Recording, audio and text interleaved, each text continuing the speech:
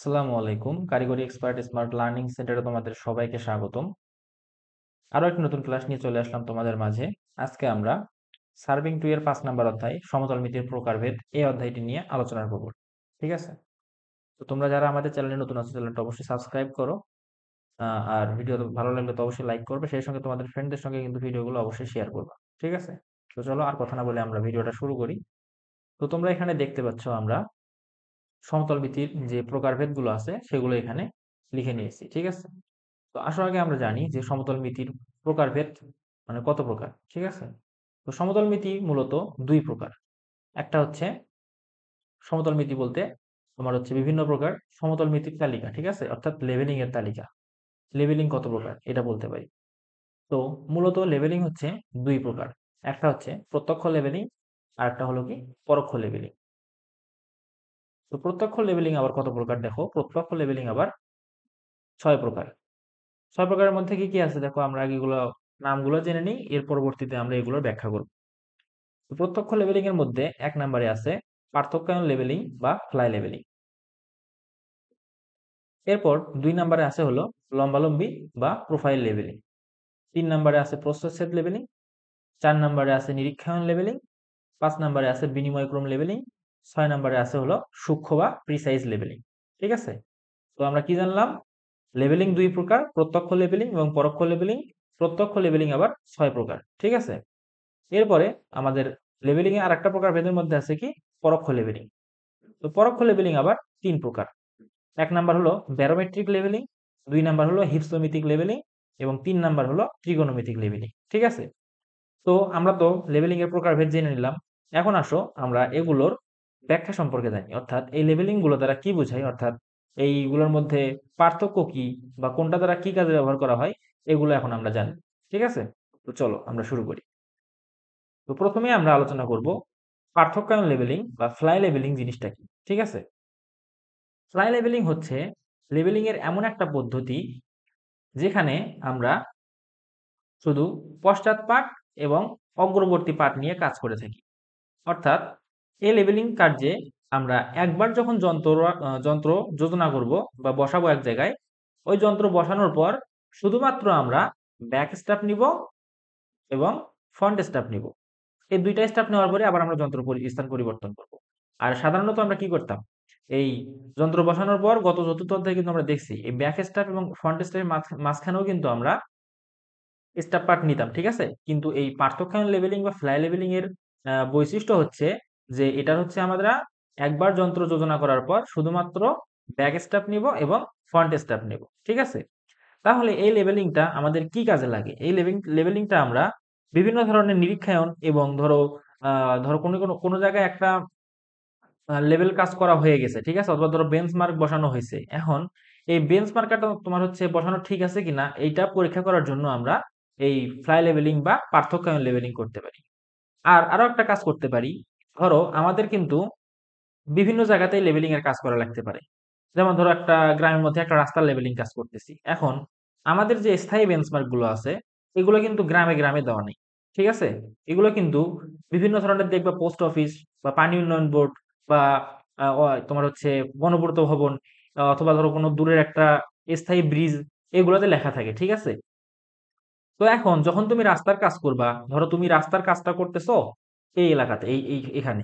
ঠিক আছে? এখানে তুমি একটা রাস্তা নির্মাণ করবা। এখন তোমার এখানে হচ্ছে আমাদের বেঞ্চমার্ক দেওয়া আছে। ঠিক আছে? এই জায়গাটাতে। এখন তুমি যদি এই রাস্তাটা লেভেলিং করতে চাও তখন কি করবা?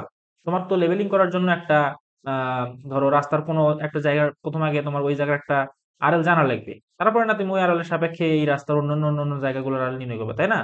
এখন আমরা তো এর আশেপাশে কোনো জায়গার আরএল জানি না। এই রাস্তার আশেপাশে যে এলাকাগুলো আছে এগুলোতে আমাদের কোনো স্থায়ী বেঞ্চমার্ক নাই বা আরএল জানা নাই এই জায়গাগুলো। ঠিক আছে? তো এখন এই রাস্তার কাজ করার জন্য কি করা লাগবে? এই একটা দূরবর্তী জায়গা থেকে আমাদের আরএলটা বহন করে নিয়ে আসা লাগবে। বহন করে নিয়ে আসা বলতে কি বুঝাইতেছে? এখান থেকে আরএলটা আমরা এই রাস্তার কাছাকাছি একটা জায়গায় নিয়ে আসবো। নিয়ে আসার পর ওই আরএল এর সাপেক্ষে আমরা এই রাস্তার কি করব? লেভেলিং করব। ঠিক আছে? তো তখন কি করব? দেখো, যখন ধরো এখানে আমাদের বেঞ্চমার্ক আছে, বেঞ্চমার্ক বিএম, এখান থেকে যখন আমরা এই আরএলটা বহন করে নিয়ে যাব, তখন কি করব? তখন ধরো আমরা প্রয়োজনীয় সংখ্যক জায়গায় যন্ত্রটাকে আগে বসাবো। যেখান থেকে ধরো প্রথমে এখানে বসালাম, এখান থেকে আমাদের বেঞ্চমার্কটাও দেখা যাচ্ছে, আর এখানে ধরো মোটামুটি এই পর্যন্ত ধরো দেখা যাচ্ছে, ঠিক আছে। তো আমরা কি করব, প্রথমে যন্ত্র বসানোর পর বেঞ্চমার্কের উপর একবার স্টেপ নিব, ঠিক আছে। তারপর এই যতদূর পর্যন্ত দেখা যায় ততদূর পর্যন্ত আবার একটা স্টেপ নেব। এর মাঝামাঝি স্টেপ নেওয়ার কি আমাদের কোনো দরকার আছে? দরকার নেই, কারণ এখানে তো আমরা ভূমিরূপ নির্ণয় করতেছি না, কি করতেছি, জাস্ট আরএলটা এখান থেকে রাস্তার কাজের জন্য বহন করে একটু দূরে নিয়ে যাচ্ছি, ঠিক আছে। তো সেই ক্ষেত্রে আমরা যদি মধ্যবর্তী স্টেপগুলো নিই, তাহলে কি আমাদের হিসাবের পরিমাণ বেড়ে যাবে না? আমাদের তো হিসাবের পরিমাণ মিশিয়ে মিশিয়ে বাড়ানোর দরকার নেই, আমরা যত তাড়াতাড়ি পারবো কাজটা করতে ততই আমাদের জন্য সুবিধা। তো সেই জন্য আমরা কি করব, এই ফ্লাই লেভেলিং করব, অর্থাৎ যন্ত্র বসানোর পর শুধুমাত্র পশ্চাৎ পাট এবং সম্মুখ পাট নিয়ে তারপর আবার যন্ত্রের স্থান পরিবর্তন করবো। তো ধরো এখানে আমরা যন্ত্র একবার বসানোর পর বেঞ্চমার্কের উপর একবার হচ্ছে আমরা স্টেপ পাট নিলাম, আর যতদূর পর্যন্ত এদিকে দেখা যায় সেখান পর্যন্ত একবার স্টেপ পাট নিলাম, ঠিক আছে। এরপর যন্ত্র উঠায় নিয়ে আসে আবার এখানে ধরো বসাইলাম।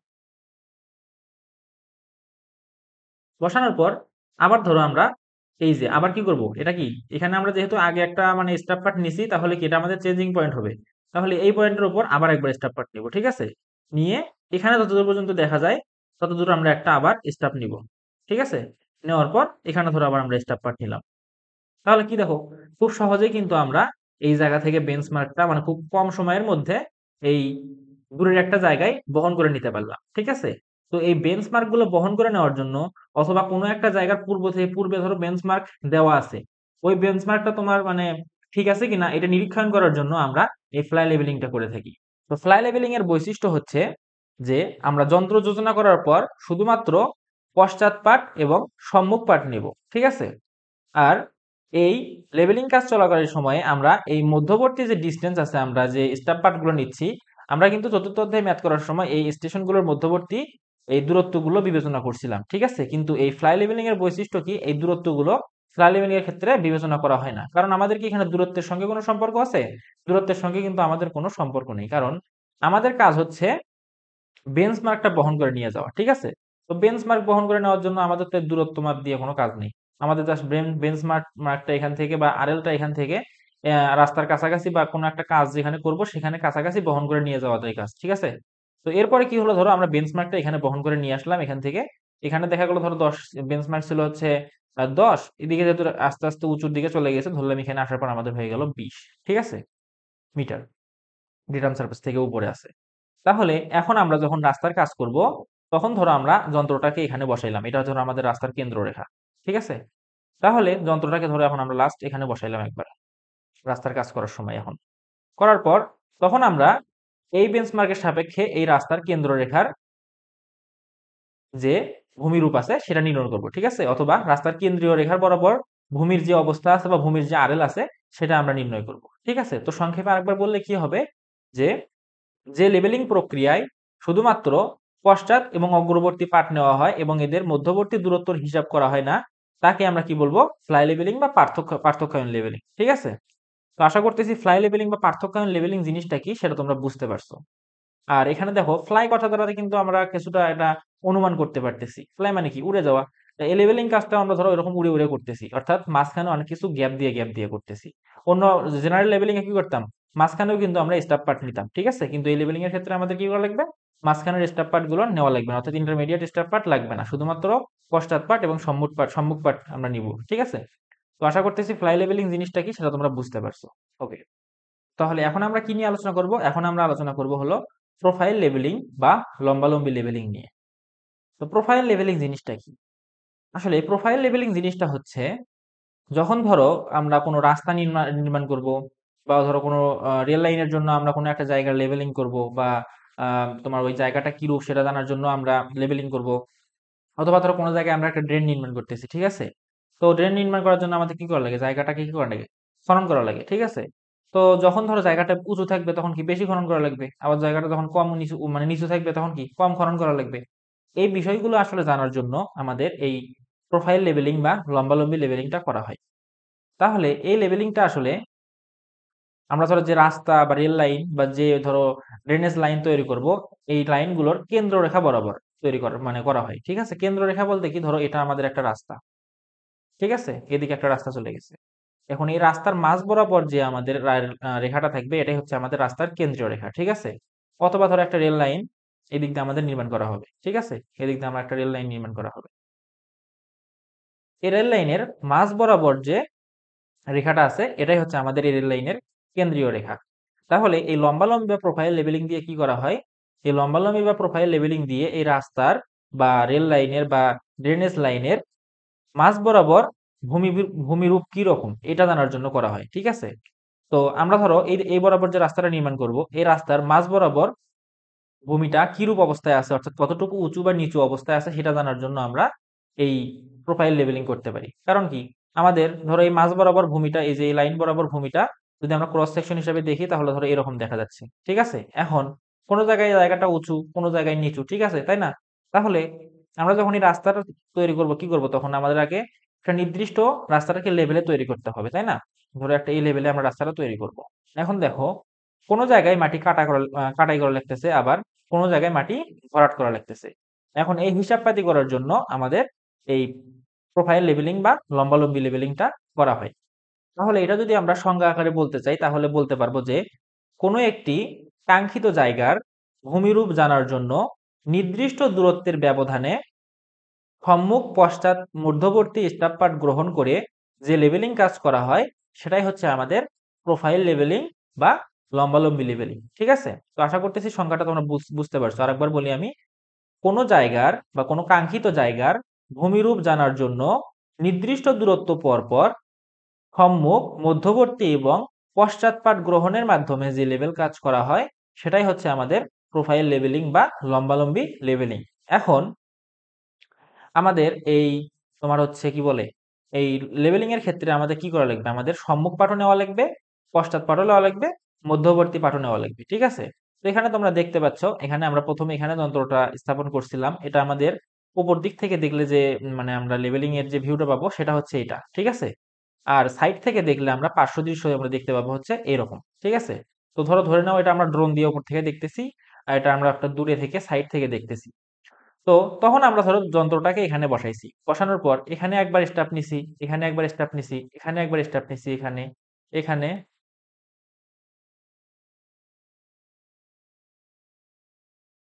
তারপর এখানে, এবং তাহলে কি হলো দেখো, এখানে আমরা ব্যাক স্টেপ নিছি বিএস, তারপর নিছি আইএস, এবং মাঝখানের গুলো আইএস এবং শেষেরটা হচ্ছে এফএস। তাহলে লম্বালম্বি লেভেলিং এর ক্ষেত্রে আমাদের কি থাকবে? ব্যাক সাইড রিডিং থাকবে, ইন্টারমিডিয়েট রিডিং থাকবে এবং ফর সাইড রিডিং থাকবে, ঠিক আছে? এরপর আবার দেখো যন্ত্রটার স্থান পরিবর্তন করে আমরা এখানে এসে আবার এখানে একবার রিডিং নিছি, এখানে একবার, এখানে একবার, এখানে একবার, অর্থাৎ পশ্চাৎ, মধ্যবর্তী এবং সম্মুখ পাঠ নিছি। আবার ৩ নাম্বার যোজনায়ও সেম কাজ করছি, পশ্চাৎ, মধ্যবর্তী এবং সম্মুখ। তাহলে প্রোফাইল লেভেলিং এর ক্ষেত্রে অবশ্যই আমাদের ৩ ধরনেরই স্টাফ পার্ট থাকতে হবে। কি কি? পশ্চাৎ, সম্মুখ এবং মধ্যবর্তী। এবং আমরা কি করছিলাম, ফ্লাই লেভেলিং এর ক্ষেত্রে কি করছিলাম? ফ্লাই লেভেলিং এর ক্ষেত্রে কিন্তু আমরা স্টেশনের মধ্যবর্তী দূরত্বটা কনসিডার করি নাই, অর্থাৎ এটা আমাদের কোনো কাজে লাগে নাই বা এটা আমরা হিসাব করি না ফ্লাই লেভেলিং এর ক্ষেত্রে। কিন্তু এই প্রোফাইল লেভেলিং বা লম্বালম্বি লেভেলিং এর ক্ষেত্রে আমাদের এই মাঝখানের ডিসটেন্স গুলোর দরকার আছে। তাছাড়া তুমি কিভাবে বুঝবা যে হচ্ছে ধরো একটা জায়গা তুমি ভূমিরূপ নির্ণয় করতেছো, এই জায়গাটা এরকম উঁচু নিচু না, এরকম উঁচু নিচু। এখন তুমি যদি ডিসটেন্স স্টেশনের মধ্যবর্তী ডিসটেন্স না মাপো তাহলে কিভাবে বুঝবা এই স্টেশন থেকে কতটুকু দূরে তুমি হচ্ছে, যে ধরো আহ, তোমার রিপোর্টে বলছো যে এতটুকু দূরে হচ্ছে মানে এই জায়গাটা হচ্ছে উঁচু। কারণ সেটা কতটুকু দূরে সেটা তুমি যদি না উল্লেখ করো তাহলে কিভাবে তোমার পরে ধরো পরিদর্শনে যখন আসবে বা যখন পরবর্তীতে কাজ করবা তখন কিভাবে বুঝবা যে তুমি যে একটা স্টেশনে উচ্চতা বলছো যে হচ্ছে এতটুক, বা একটা জায়গার উচ্চতা বলছো এতটুক, সেটা কতটুক দূরত্বে সেটা কিন্তু তুমি আর তখন খুঁজে পাবা না, ঠিক আছে? এই জন্য লম্বালম্বি লেভেলিং এর ক্ষেত্রে আমাদের স্টেশনগুলোর মধ্যবর্তী দূরত্ব হিসাব করতে হবে। তো আশা করতেছি লম্বালম্বি লেভেলিং কি সেটা তোমরা বুঝতে পারছো। তো এখন আসো আমরা পরবর্তীতে চলে যাই। পরবর্তীতে আছে হলো ৩ নাম্বার প্রস্থচ্ছেদ লেভেলিং বা ক্রস সেকশন লেভেলিং, ঠিক আছে? প্রস্থচ্ছেদ লেভেলিং জিনিসটা কি? তো আসলে প্রস্থচ্ছেদ লেভেলিং আর এই লম্বালম্বি লেভেলিং দুইটার কাজ আসলে সেম, অর্থাৎ দুইটা প্রায় সিমিলার টাইপের, জাস্ট পার্থক্য হচ্ছে আমরা লম্বালম্বি লেভেলিংটা করি হচ্ছে ধরো এটা যদি রাস্তা হয় এই রাস্তার কেন্দ্রীয় রেখা বরাবর, অর্থাৎ মাঝ বরাবর যে রেখাটা সেই রেখা বরাবর এই লেভেলিংটা করি। আর ক্রস সেকশন লেভেলিংটা আমরা করি হলো, বা প্রস্থচ্ছেদ লেভেলিংটা আমরা করি হলো, ধরো এটা যদি রাস্তা হয়, একটা রাস্তা একটা ভূমি হয়, তাহলে এই ভূমির এই দিক এবং এই দিক ভূমিরূপটা কি রকম সেটা জানার জন্য আমরা যে লেভেলিং করি সেটা হচ্ছে আমাদের প্রস্থচ্ছেদ লেভেলিং।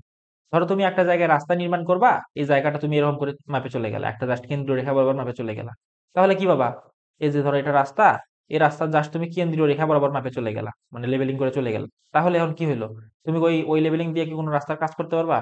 করতে পারবা না। কারণ কি? তুমি শুধু রাস্তার মাঝ বরাবর রাস্তার ভূমিটা, মানে ওই জায়গার ভূমিটা কিরূপ সেটা জানলা, কিন্তু এর রাস্তার সাইডের যে ভূমিগুলো আছে, এদিকে যে ভূমিগুলো আছে, এগুলো সম্পর্কে কি আমাদের জানতে হবে না? অবশ্যই জানতে হবে। কারণ কি?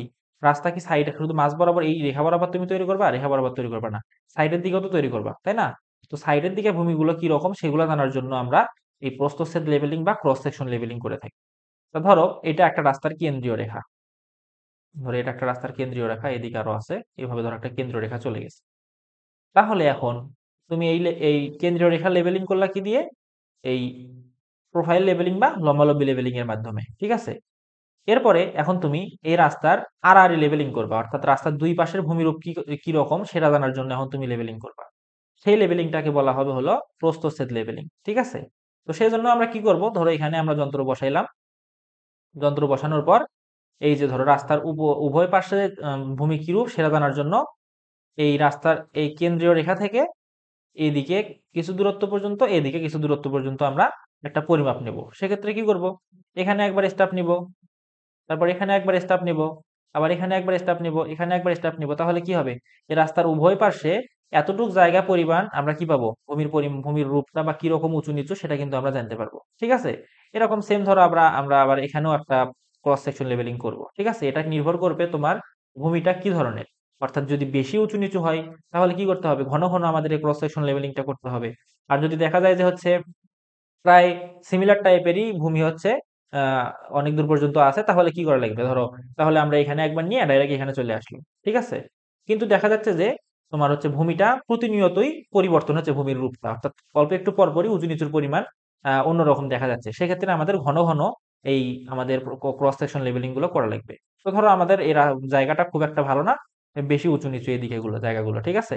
তো সেক্ষেত্রে আমরা কি করব? এই জায়গায় আবার মাঝখানে ধরো আবার একটা আমরা ক্রস সেকশন লেভেলিং করব। সেক্ষেত্রে আমরা ধরো আবার এখানে একটা স্টেপ নিলাম, এখানে স্টেপ নিলাম, এখানে একটা স্টেপ নিলাম, এখানে একটা স্টেপ নিলাম, তাহলে এই জায়গা থেকে রাস্তার দুই পাশে এদিকে এবং এদিকে ভূমিরূপ কিরকম আছে সেটা আমরা জানতে পারলাম, ঠিক আছে? তো এরপরে তোমরা দেখো এই লেভেলিং এর ক্ষেত্রেও কিন্তু আমরা কি করতেছি?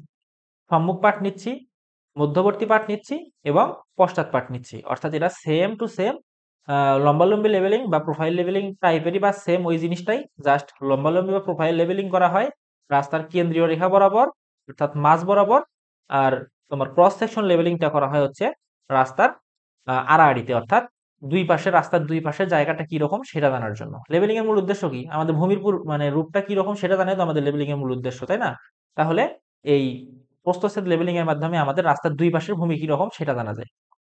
তো এখন এই প্রস্থচ্ছেদ লেভেলিং বা ক্রস সেকশন লেভেলিং আমাদের যখন আমরা সড়ক নির্মাণ করব, সেক্ষেত্রে আমাদের রাস্তার উভয় পাশে 30 থেকে 50 মিটারের মধ্যবর্তী, অর্থাৎ 30 থেকে উভয় পাশে 30 থেকে 50 মিটার পর্যন্ত আমরা এই ক্রস সেকশন লেভেলিংটা করে থাকবো, ঠিক আছে?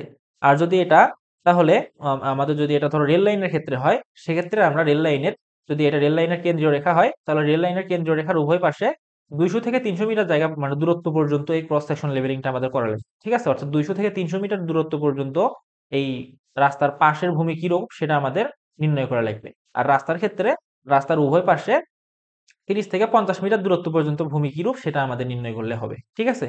তো এখন আমাদের যদি বলে প্রস্থচ্ছেদ বা এই ক্রস সেকশন লেভেলিং এর উদ্দেশ্য কি, সেক্ষেত্রে আমরা বলবো যে হচ্ছে কোনো একটি রাস্তার অ্যালাইনমেন্টের উভয় পাশের ভূমি কিরূপ সেটা নির্ণয় করার জন্য আমরা এই প্রস্থচ্ছেদ লেভেলিং করব।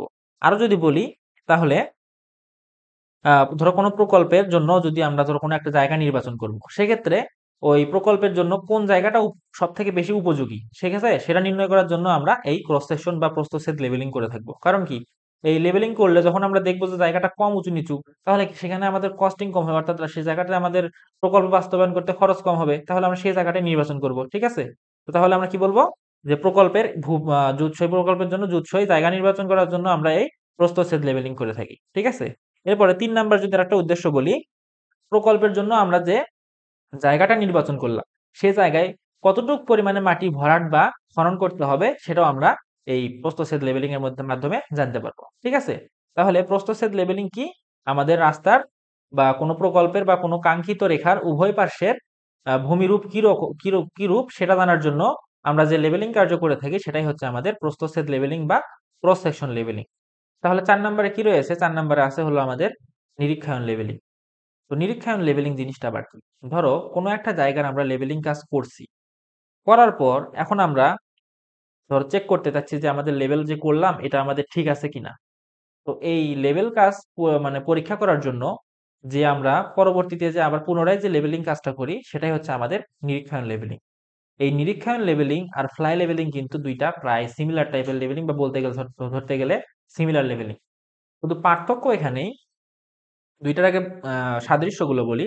সাদৃশ্যগুলো হচ্ছে ফ্লাই লেবেলিং এরও শুধু ব্যাক স্টাফ ফ্রন্ট স্টাফ নেওয়া হয়, নিরীক্ষায়ন লেবেলিং এর ক্ষেত্রেও শুধু ব্যাক স্টাফ এবং ফ্রন্ট স্টাফ নেওয়া হয়। কারণ এখানে আমাদের উদ্দেশ্য কি? কোনো একটা জায়গা ধরো এই জায়গার আমরা আরএল একবার নির্ণয় করছি, ঠিক আছে? এখন এই আরএলটা ঠিক আছে কিনা সেটা আমরা যাচাই করব। তাহলে তখন আমরা কি করব? আমাদের তখন মধ্যবর্তী স্টাফের তো দরকার নেই, ঠিক না? তখন আমাদের এই আরএলটা যাচাই করা দিয়ে কথা। অর্থাৎ ধরো এই বিন্দু সাপেক্ষে আমরা এই বিন্দুর আরএল নির্ণয় করছিলাম। কারণ পরবর্তীতে আমরা এটা নিরীক্ষণ করব। তো সেই নিরীক্ষণ করার জন্য আমাদের এখান থেকে আরএলটা এখানে আবার বহন করে নিয়ে যাওয়া দিয়ে হচ্ছে আমাদের কাজ। ঠিক আছে? তো সেক্ষেত্রে আমাদের তো মধ্যবর্তী স্টাফের কোনো দরকার নেই। মধ্যবর্তী স্টাফ আমরা কখন নিই? যখন আমার মধ্যবর্তী জায়গার ভূমির রূপ জানার দরকার পড়ে। ঠিক আছে? কিন্তু আমাদের তো এখানে এই ফ্লাই লেভেলিং বা নিরীক্ষায়ন লেভেলিং এ তো আমাদের ভূমির রূপ জানা দিয়ে কোনো কাজ না। আমাদের এই ফ্লাই লেভেলিং বা নিরীক্ষায়ন লেভেলিং এর কাজ কি? কোনো একটা জায়গায় আরএল বহন করে নিয়ে যাওয়া এবং নিরীক্ষায়ন লেভেলিং এর ক্ষেত্রে কাজ হচ্ছে সেই আরএলটা পারফেক্ট আছে বা আমরা ঠিকভাবে করছিলাম কিনা ওই কাজটা বা ঠিক আছে কিনা সেই আরএলটা সেটা নিরীক্ষণ করা। ঠিক আছে? তো সেক্ষেত্রে তো আমাদের মাঝখানের এই স্টাফ গুলোর দরকার নাই। তো সেই জন্য আমাদের এই নিরীক্ষণ লেভেলিং বা ফ্লাই লেভেলিং এর ক্ষেত্রে মধ্যবর্তী স্টাফ গুলো নেওয়া হয় না। তাহলে এখন আসো নিরীক্ষণ লেভেলিং এর ক্ষেত্রে ফ্লাই লেভেলিং এর মতো ব্যাক স্টাফ নেওয়া হয়, ফ্রন্ট স্টাফ নেওয়া হয়। আর এই তোমার নিরীক্ষণ লেভেলিং এবং ফ্লাই লেভেলিং এর মধ্যে মৌলিক যে পার্থক্যটা সেটা হলো আমরা ধরো যখন এই বিন্দুর সাপেক্ষে লেভেলিং করে আমরা ধরো এই বিন্দুতে আরএলটা নিয়ে আসছি বহন করে, ঠিক আছে? এখান থেকে আরএল ছিল 10, এখানে ধরো বহন করে নিয়ে আসা আবার আমরা ধরো ধরে নিলাম 12 হয়েছে, ঠিক আছে? এখন আমরা ভাবতেছি যে এটা আমরা চেক করব যে এটা ঠিক আছে কিনা, তাই না? এখন দেখো আমরা এখান থেকে ফ্লাই লেভেলিং করে এখানে আরএলটা নিয়ে আসছি। কিন্তু নিরীক্ষায়ন লেভেলিং এর সময় আমাদের নিরীক্ষায়নটা শুরু করতে হবে এই শেষ বিন্দু থেকে আবার প্রথম বিন্দুর দিকে। তাহলে ফ্লাই লেভেলিং করছিলাম ধরো এই প্রথম বিন্দু থেকে শেষ বিন্দুর দিকে, কিন্তু নিরীক্ষায়ন লেভেলিংটা হবে হচ্ছে শেষ বিন্দু থেকে প্রথম বিন্দুর দিকে। ঠিক আছে? তো যখন আমরা দেখব যে এই শেষ বিন্দু থেকে অর্থাৎ ধরো আমরা এখানে কত পাইছিলাম? এটা 10, এখানে পাইছিলাম 10 ছিল এখানে আরএল, আমরা পরিমাপ করে এখানে পাইলাম 12। তো এখন আমরা এই 12 থেকে শুরু করে আবার লেবেলিং করতে করতে এখানে একবার যন্ত্র বসাইলাম, ঠিক আছে? তারপরে এই ফ্রন্ট স্টাফ নিলাম, ব্যাক স্টাফ নিলাম, আবার এখানে একবার যন্ত্র বসাইলাম, ফ্রন্ট স্টাফ নিলাম, ব্যাক স্টাফ নিলাম, ঠিক আছে? তারপর আবার এখানে একবার যন্ত্র বসাইলাম। অর্থাৎ একবার যন্ত্র বসায় যতদূর পর্যন্ত আমরা দূরত্ব দেখতে পারবো যন্ত্রের সাহায্যে ততদূর পর্যন্ত আমরা এই ব্যাক স্টাফ আর ফ্রন্ট স্টাফের দূরত্ব নির্ধারণ করব। ঠিক আছে? মাঝবর্তী আমাদের দূরত্ব এতটুকু বা নির্দিষ্ট কোনো দূরত্ব রাখা লাগবে এটা কোনো এই লেভেলিং এর ক্ষেত্রে ব্যাপার না। ঠিক আছে? তো আবার ধরো 3 নাম্বার ক্ষেত্রে এখানে যন্ত্র বসায় ব্যাক স্টাফ নিলাম, ফ্রন্ট স্টাফ নিলাম।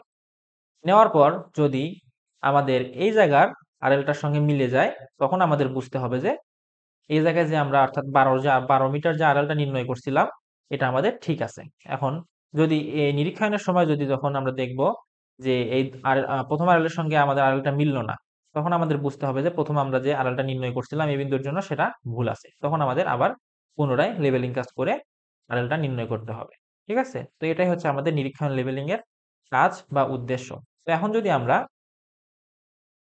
এটার যদি আমরা সংজ্ঞা দিতে চাই তাহলে বলতে পারবো কোন বিন্দুর আরএল যাচাই করার জন্য শুধুমাত্র পশ্চাৎ এবং অগ্রবর্তী পাঠ নিয়ে এবং মধ্যবর্তী দূরত্ব পরিমাপ না করে শেষের বিন্দু থেকে প্রথম বিন্দুর দিকে যে লেভেলিং কাজ করা হয় সেটাই হচ্ছে আমাদের নিরীক্ষায়ন লেভেলিং। ঠিক আছে? তো এটার উদ্দেশ্য যদি আমরা বলি, এটা হচ্ছে আমাদের উদ্দেশ্য এখানে আমাদের বইয়ে তোমাদের দুইটা উদ্দেশ্য দেওয়া আছে। একটা হচ্ছে আমাদের আরএল যে কোনো একটা আরএল নির্ণয় করছে সেই আরএলটা যাচাই করার জন্য এটা লেভেলিংটা করা হয়।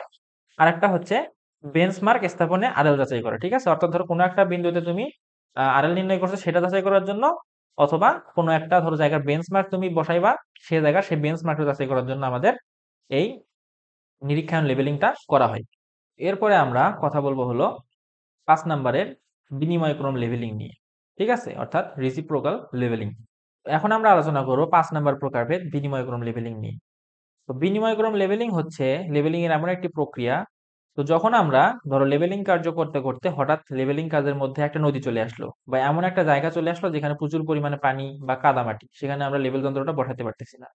তো সেই ক্ষেত্রে আমরা যে বিশেষ প্রক্রিয়ার মাধ্যমে এই ধরো যেখানে আমাদের কাদামাটি শুরু হয়েছে বা যেখান থেকে নদীটা শুরু হয়েছে এবং যেখানে শেষ হয়েছে এই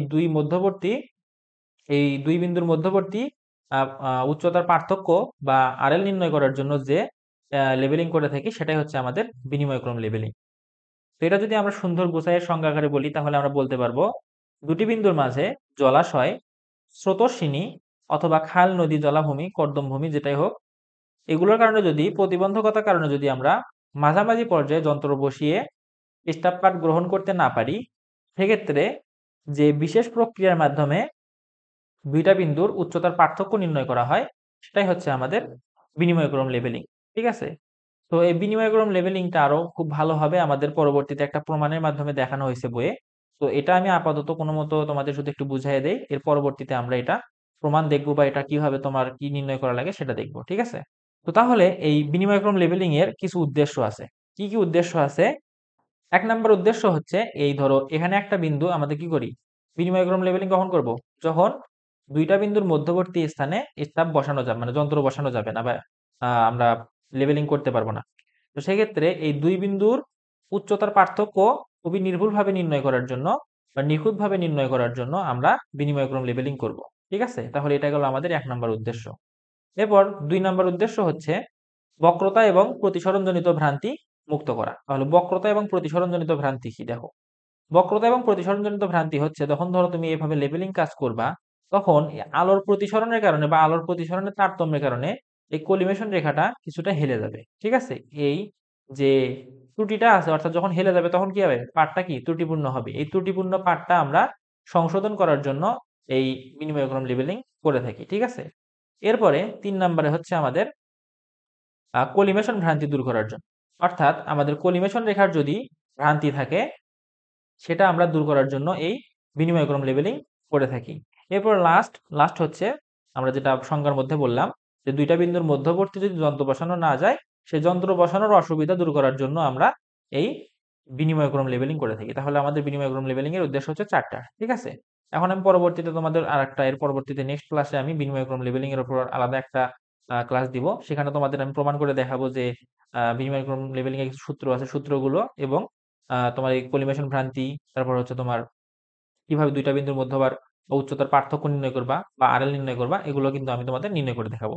তাছাড়াও পরবর্তীতে কিন্তু এই বিনিময়ক্রম লেবেলিং এর ম্যাথ আছে। ঠিক আছে? তো ঠিক আছে, আপাতত এটা এই পর্যন্তই মনে রাখো যে যখন আমরা দুইটা বিন্দুর মধ্যবর্তী স্থানে লেবেল যন্ত্র বসাতে পারবো না, তখন যে প্রক্রিয়ার মাধ্যমে আমরা দুইটা বিন্দুর মধ্যকার উচ্চতার পার্থক্য নির্ণয় করি সেটাই হচ্ছে আমাদের বিনিময়ক্রম লেবেলিং। ঠিক আছে? এখন আমরা কথা বলবো কি সূক্ষ্ম বা প্রিসাইজ লেবেলিং নিয়ে। তো সূক্ষ্ম বা প্রিসাইজ লেবেলিং কি? সূক্ষ্ম বা প্রিসাইজ লেবেলিং হচ্ছে যখন আমাদের কোনো একটা কাজ খুবই মাত্রাতিরিক্ত সূক্ষ্মভাবে করতে হয় বা নিখুঁতভাবে করতে হয় বা কোনো একটা জায়গার এলিভেশন খুবই সূক্ষ্মভাবে নির্ণয় করতে হয়, সেই সকল ক্ষেত্রে আমরা এই সূক্ষ্ম বা প্রিসাইজ লেবেলিংটা করে থাকি। ধরো কোনো একটা জায়গায় আমরা ধরো সমুদ্র থেকে ধরো আমরা কোনো একটা দূরত্বে বেঞ্চমার্ক নিয়ে যাচ্ছি। সমুদ্র থেকে বলতেছি কি জন্য, মানে ধরো মিন সি লেভেল থেকে বা সমুদ্র গড় উচ্চতা থেকে আমরা কোনো একটা দূরত্বে বা নির্দিষ্ট এলাকায় একটা বেঞ্চমার্ক স্থাপন করব। তাহলে এই বেঞ্চমার্ক যে স্থাপন করবে, বেঞ্চমার্কের তোমার এলিভেশনটা কি খুবই সূক্ষ্ম হতে হবে না? অবশ্যই খুবই সূক্ষ্ম হতে হবে। কারণ কি, পরবর্তীতে এই বেঞ্চমার্ক থেকেই আমাদের এই এলাকার আশেপাশে যে ধরো এটা একটা এলাকা, এই এলাকার আশেপাশে যে রাস্তাগুলো নির্মাণ করা হবে, এই রাস্তাগুলোর কাজ কিন্তু এই বেঞ্চমার্কের সাপেক্ষে বা এই রাস্তা যে লেভেলিং কাজ করবে সেগুলো কিন্তু এই বেঞ্চমার্কের সাপেক্ষে নির্ণয় করা হবে। তাহলে এই বেঞ্চমার্কের মধ্যে যদি ভুল থাকে তখন কি এই কাজগুলোর মধ্যে ভুল চলে আসবে না? ভুল চলে আসবে কিন্তু। তো সেই সকল ক্ষেত্রে আমাদের এই সূক্ষ্ম বা প্রিসাইজ লেভেলিং করা হয়। তাহলে আমরা যদি ভালোভাবে বলি তাহলে বলতে পারবো যে আহ, খুবই যে সকল ক্ষেত্রে অতিরিক্ত সূক্ষ্ম বা নিখুঁত এলিভেশন জানার দরকার হয়, সেই সকল ক্ষেত্রে যে লেভেলিং কাজ করা হয় সেটাই হচ্ছে আমাদের সূক্ষ্ম বা প্রিসাইজ লেভেলিং। আর এই সূক্ষ্ম বা প্রিসাইজ লেভেলিং করার জন্য আমাদের বিশেষ ধরনের স্টাফ তোমার ধরো যেমন হতে পারে হচ্ছে ওলন সজ্জিত স্টাফ বা তোমার হচ্ছে ভার্নিয়ার স্কেল সংযুক্ত স্টাফ, ঠিক আছে, এই স্টাফগুলো আমরা ব্যবহার করে থাকি। এরপর আমাদের এই আমাদের সূক্ষ্ম বা প্রিসাইজ লেভেলিং এর ক্ষেত্রে মিলন ভ্রান্তির পরিমাণ নির্ণয় করতে হয়, ঠিক আছে। এই মিলন ভ্রান্তির পরিমাণ হয় হচ্ছে +-4 √/k মিলিমিটার, ঠিক আছে। আর কে এটা হচ্ছে আমাদের, কে এর মান আমাদের বসাতে হবে কিলোমিটারে,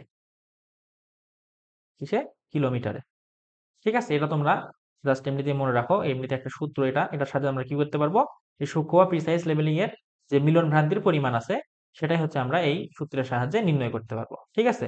মিলন ভ্রান্তি জিনিসটা কি আসলে, ধরো তুমি একটা কোনো জায়গায় ধরো একটা কাজ করতেছো, ধরো তুমি চতুর্ভুজ তৈরি করতেছো, ঠিক আছে।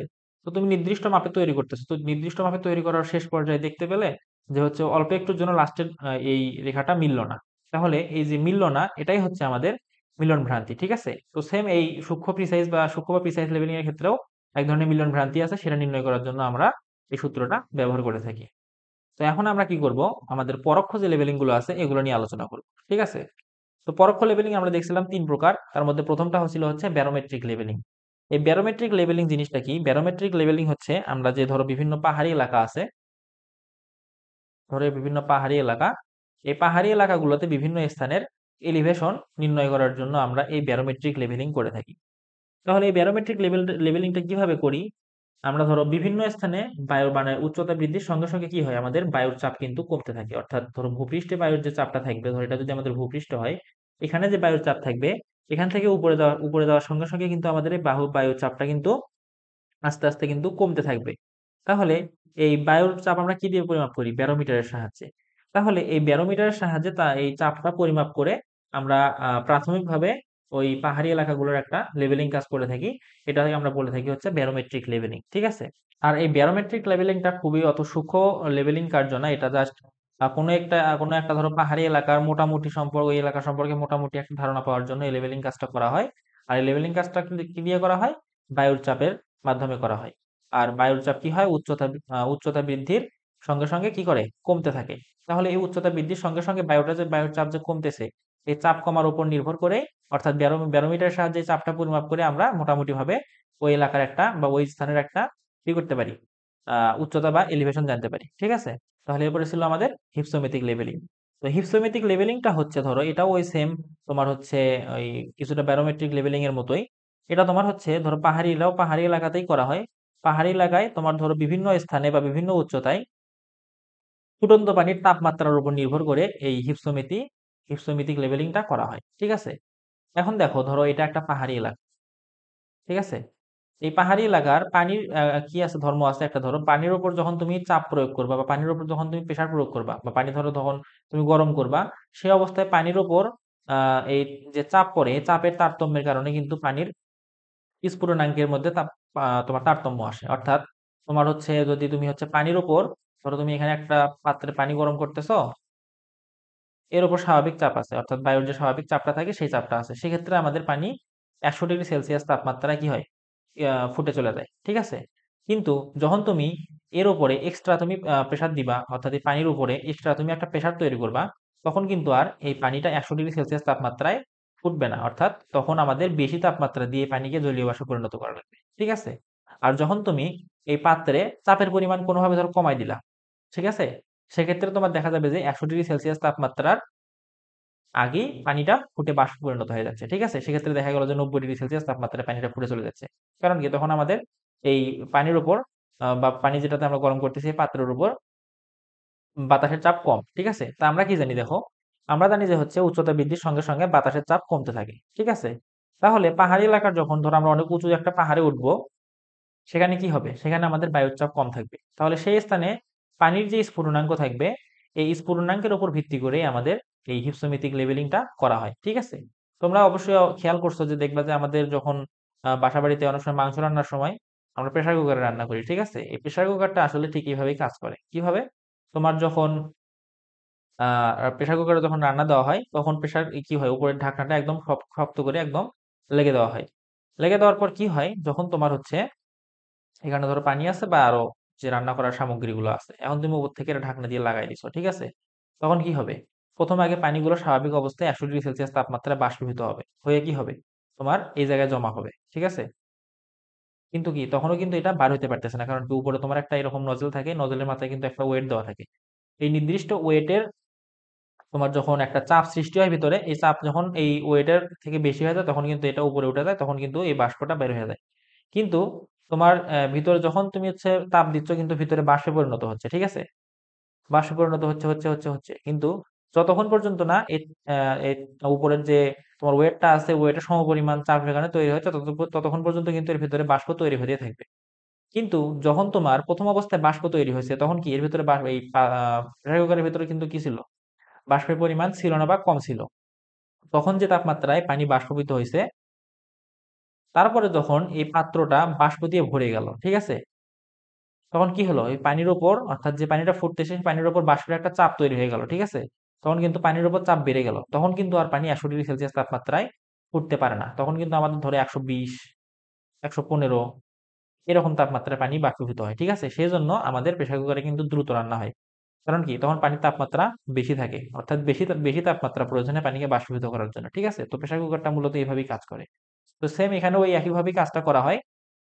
বিভিন্ন উচ্চতায় পানির যে স্ফুটনাঙ্ক আছে এই স্ফুটনাঙ্কের তাপমাত্রার উপর ভিত্তি করে তোমার এই হিপসোমেট্রিক লেভেলিংটা করা হয়। তো এই হিপসোমেট্রিক লেভেলিং করার তোমার হচ্ছে উচ্চতা নির্ণয়ের একটা সূত্র আছে, সূত্রটা হচ্ছে এইচ ইজ ইকুয়াল টু 285.9টি প্লাস 0.74 টি স্কোয়ার আলফা, ঠিক আছে। তো এখানে এইচ হচ্ছে আমাদের ওই কাঙ্ক্ষিত উচ্চতা, এরপর হলো আমাদের টি হলো 100 ডিগ্রি সেলসিয়াস তাপমাত্রার নিচের তাপমাত্রা, অর্থাৎ তুমি যখন উপরে উঠবা তখন কি 100 ডিগ্রি সেলসিয়াস তাপমাত্রার কমে পানি বাষ্পীভূত হবে, সেই তাপমাত্রাটা হচ্ছে এই টি, ঠিক আছে। আর আলফা হচ্ছে আমাদের বায়ুর তাপমাত্রার সংশোধনী, ঠিক আছে। তো এই আলফা নির্ণয়ের আবার একটা সূত্র আছে, আলফা নির্ণয়ের সূত্র হচ্ছে 1 + T1 + T2/500, ঠিক আছে। তো এটা দিয়ে আমরা আবার আলফা নির্ণয় করতে পারি। এখানে টি এবং টি টু হচ্ছে, টি1 এবং টি2 হলো দুইটা ভিন্ন স্থানের বায়ুর তাপমাত্রা, ঠিক আছে।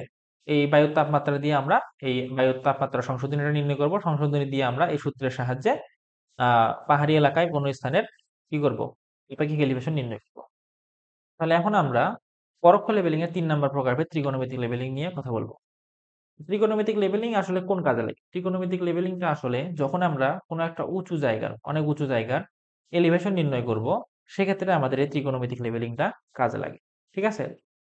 তো ধরো এটা অনেক উঁচু একটা জায়গা, এই উঁচু জায়গার আমাদের উচ্চতা নির্ণয় করতে হবে। তো সেক্ষেত্রে আমরা কি করা লাগবে, আমাদের একটা থিওরোলাইটের দরকার পড়বে, ঠিক আছে। থিওরোলাইটটা ধরো আমরা এখানে বসাইলাম,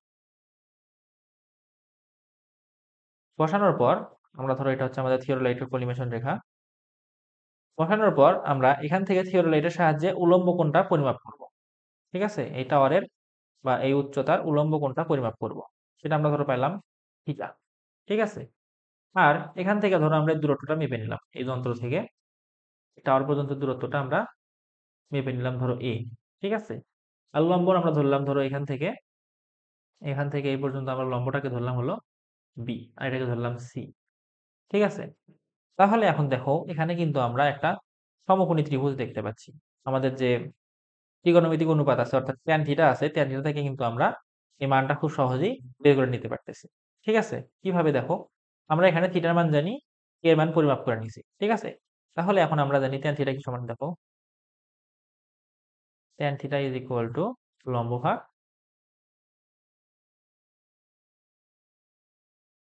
ভূমি, ঠিক আছে। তাহলে এখন আমাদের কি দরকার, লম্ব দরকার। তাহলে ভূমিটাকে তোমরা এই পাশে পার করে দাও, এই পাশে ভাগ আছে ওই পাশে গেলে গুণ হয়ে যাবে। তাহলে লম্ব ইজ ইকুয়াল টু আমরা লিখতে পারি ট্যান থিটা ইন্টু ভূমি। তাহলে আমরা কি পাইলাম দেখো, আমরা কিন্তু লম্বের মানটা পেয়ে গেলাম। এখন আমরা মান পাইলাম কতটুকুর, এইটুকুর, ঠিক আছে। এখন এইটুকুর সঙ্গে আমরা যদি যন্ত্রের উচ্চতাটুকু যোগ করে দেই, অর্থাৎ ভূমি থেকে যন্ত্রের উচ্চতা বা পরিবেশন তলের উচ্চতা যোগ করে দেই, এর সঙ্গে এই লম্বের সঙ্গে লম্ব প্লাস যন্ত্রের উচ্চতা, তাহলে কিন্তু আমরা এই টাওয়ারের টোটাল হাইটটা পেয়ে গেলাম, ঠিক আছে। তো এইরকম উঁচু কোনো জায়গার এলিভেশন নির্ণয় করার জন্য আমাদের এই ত্রিকোণমিতিক লেভেলিংটা ব্যবহার করা হয়, ঠিক আছে। তো আশা করতেছি তোমরা এখন পর্যন্ত লেভেলিং এর যে প্রকারভেদগুলো ছিল এগুলো খুব ভালোভাবে বুঝতে পারছো। তো এর পরবর্তীতে আমরা তোমাকে বলছিলাম যে হচ্ছে আমাদের যে বিনিময়ক্রম লেভেলিংটা ছিল এটার একটা প্রমাণ আছে বা সূত্রগুলোর একটা প্রমাণ আছে।